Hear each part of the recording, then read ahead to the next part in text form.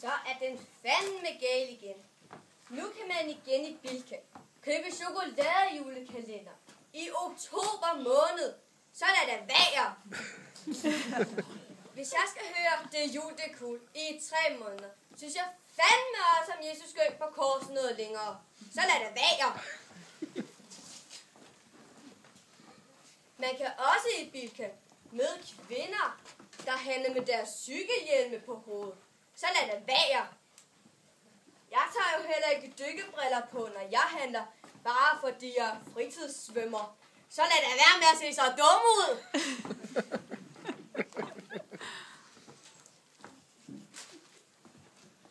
Her forleden mødte jeg en spanioler i kassen.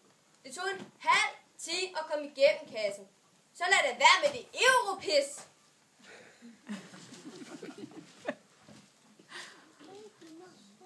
Nå. Hjemmis er gået konkurs. Og hurra, for hvem fanden gider slippe efter den hvidblå bil i regnvejr i oktober måned. Så lad det være.